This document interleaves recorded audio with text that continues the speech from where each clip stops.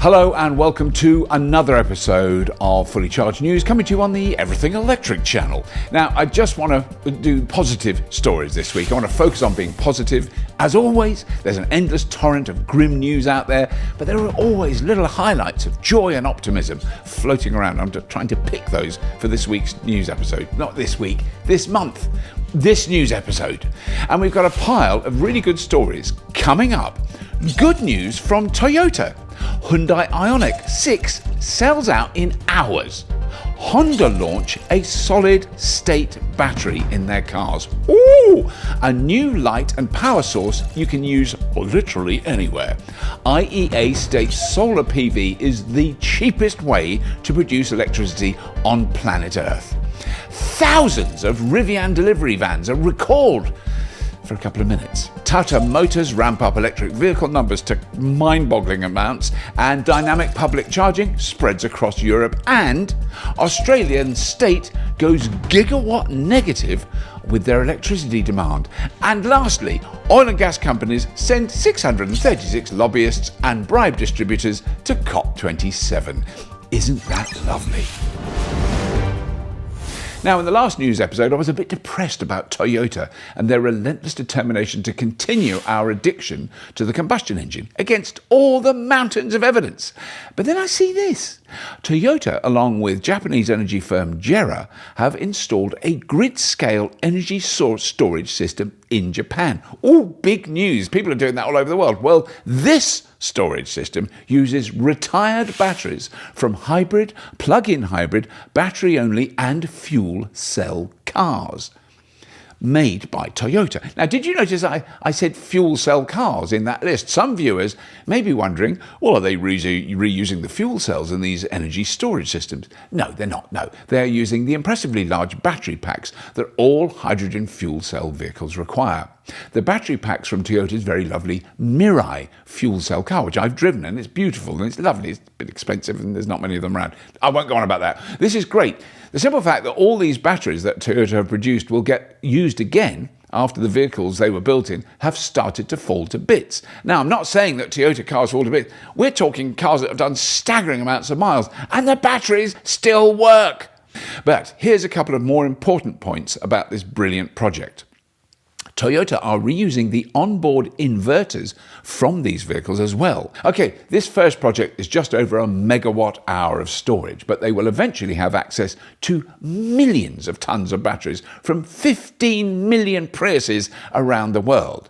And the company are also in the process of developing an environmentally friendly recycling technique for the lithium-ion batteries they've manufactured. So go Toyota.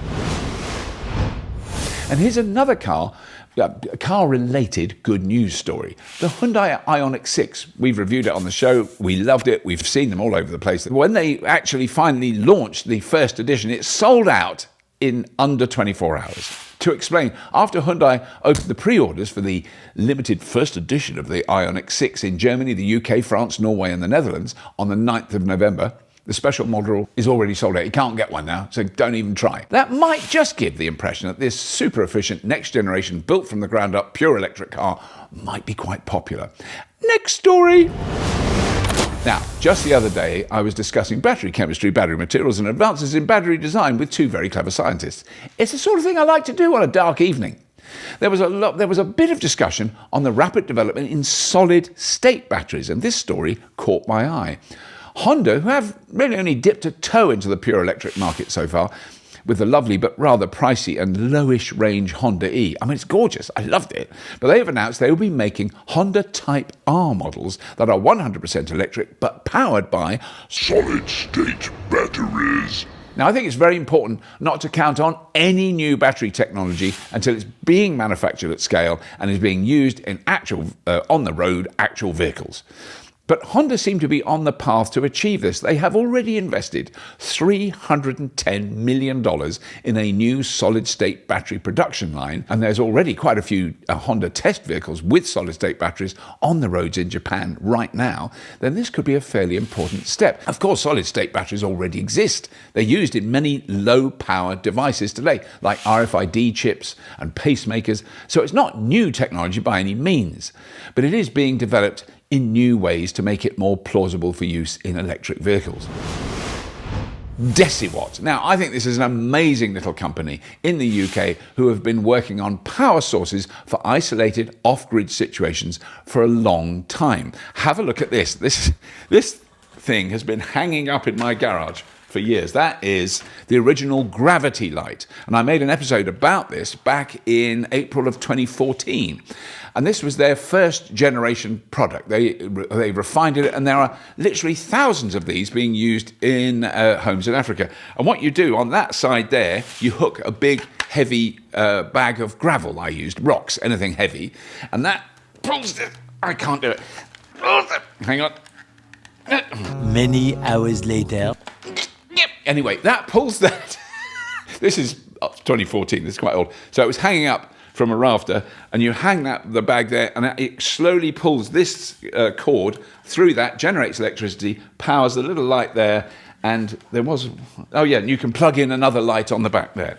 That was generation one. There's thousands of these being used in homes in Africa, meaning families who've previously depended on dangerous, expensive kerosene lamps can use this sustainable method of lighting their homes, and it was very successful.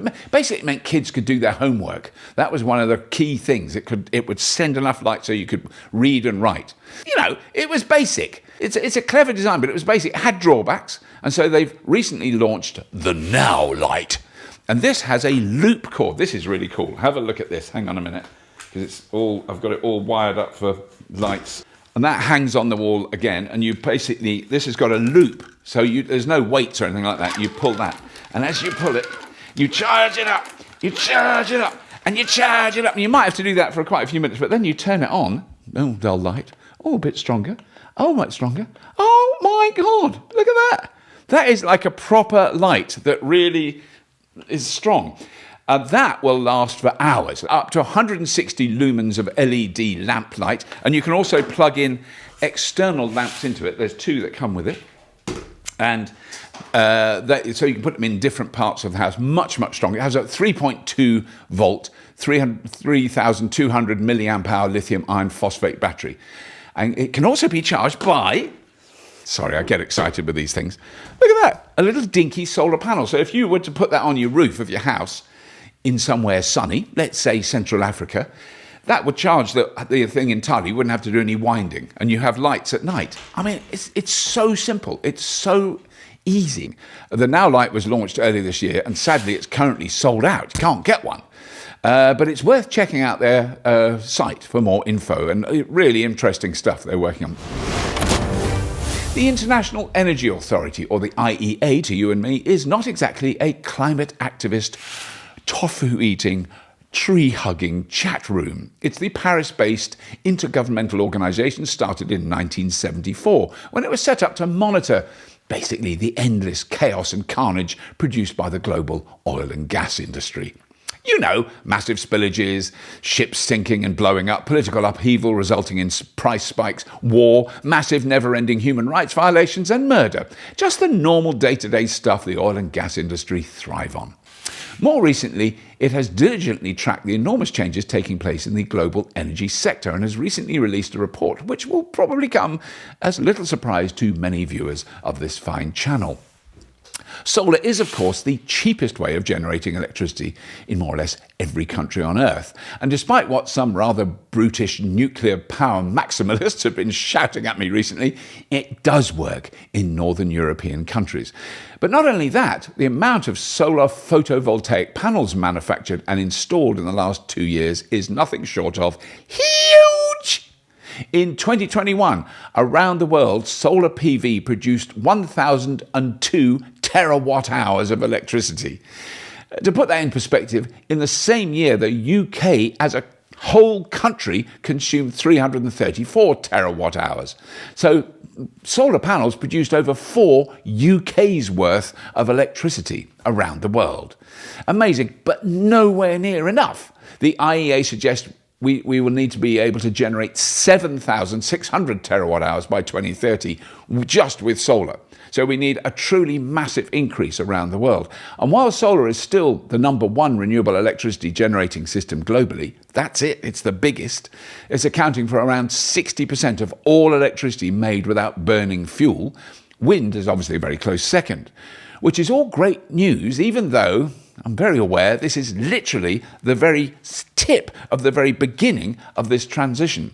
Just to put this all into context, the most recent global figure for annual electricity consumption was 23,900 terawatt hours in 2019. So we've got a long way to go, and yes, some of that generation in the future will be nuclear. Of course it will be. As long as we're not burning oil and gas, I'm a happy bunny. This is just a micro, not that angry rant. But a proper grown-up newspaper, actually more than one, have willingly and joyfully published a story about all the thousands of Rivian electric delivery vans used by Amazon in the USA, which had to be recalled because they were nightmare death traps destined to murder millions and explode and blow up near schools. And they were much worse than diesel. It turns out they had 2 bolts with the wrong torque settings. Not bolts that were loose or had come undone or had fallen off. No, the torque settings were incorrect on the vehicle suspension. It took mechanics less than 5 minutes to sort each truck out, and they're now all back on the road perfectly all right. Meanwhile, petrol and that got a story. That got a story to prove how rubbish electric vehicles are and how Rivian was a con. Or something, I don't even know. Meanwhile, petrol and diesel vehicles are constantly being recalled over safety issues, and none of that makes any of the news because it's normal. All vehicles have little glitches every now and then. Okay, next actual interesting story that is relevant to the human race. In India, for example, Tata Motors have just made their 50,000th EV.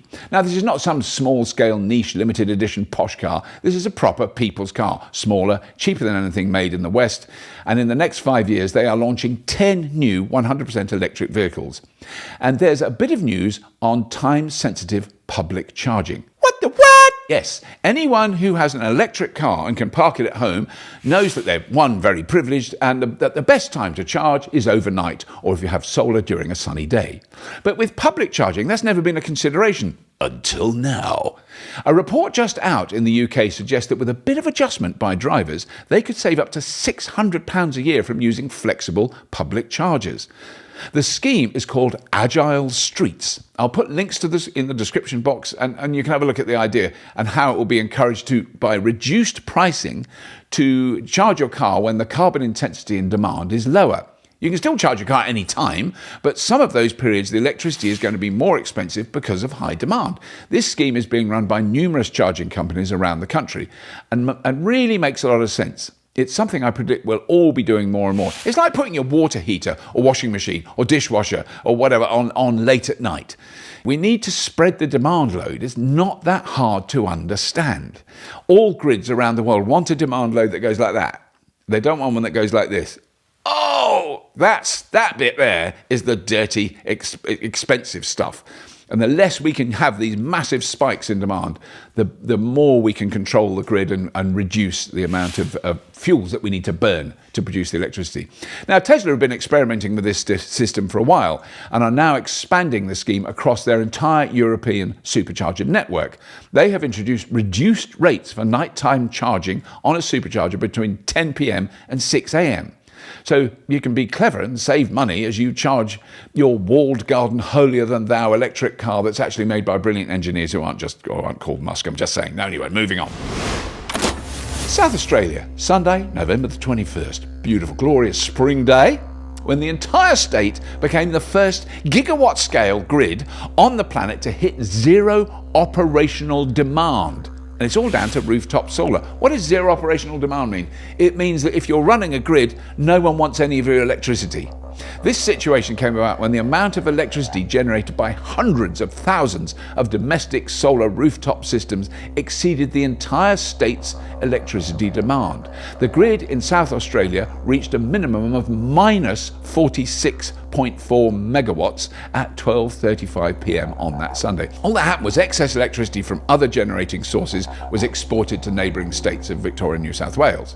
So, okay, Caveats. It was a Sunday. Okay, it's in Australia where it's always sunny. Sunday is lower demand. But this sort of event is going to happen more and more, and we have to adjust to accommodate it. But just a side thought, imagine if all those people in South Australia had never put one solar panel on their roofs. All the electricity they consumed at that time would have to be made by paying for coal and gas and burning it in power stations. This electricity was essentially free, and that really messes up traditional energy markets. And I think we're going to see more and more new forms of running energy markets, and we have to, because we're using a completely different system to generate the power. And finally, because I've been really trying to be positive, quite a few positive stories there, a little bit of a gentle and polite ranthead. COP27 in Egypt. Wonderful, really important meeting, international meeting. Main sponsor, Coca-Cola, a company that is producing globally around 200,000 plastic bottles a minute. It's just mind-numbing. But COP27 had thousands of government and quasi-government organisations attending on the Red Sea port of Sharm el-Sheikh. And some others turned up too, about 620 of them, according to all the reports. Were these climate activists chanting and holding banners? No, they were highly paid and well-connected fossil fuel lobbyists. COP27 saw the biggest number of slightly dodgy, but I'm sure charming folks from the coal, oil and gas industries who are keen to influence the shape of the debate by slipping backhanders, sponsoring various events to help various governments around the world achieve their energy goals or something. The thing is, the changes we are seeing around the world, all the things I've been talking about in this episode, they are now finally starting to have an impact on the massive profits that these companies wallow in. Just starting to chip away at the edges. They will fight long, hard and dirty to maintain their prime position in our global energy market.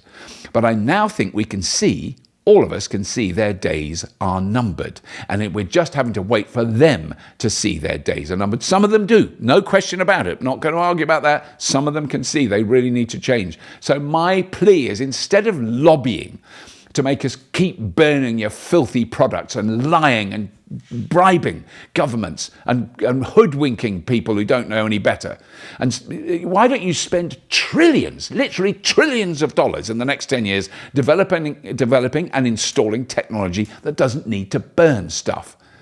That is my amateur, pie-in-the-sky, airy-fairy, wishy-washy, middle-of-the-road advice.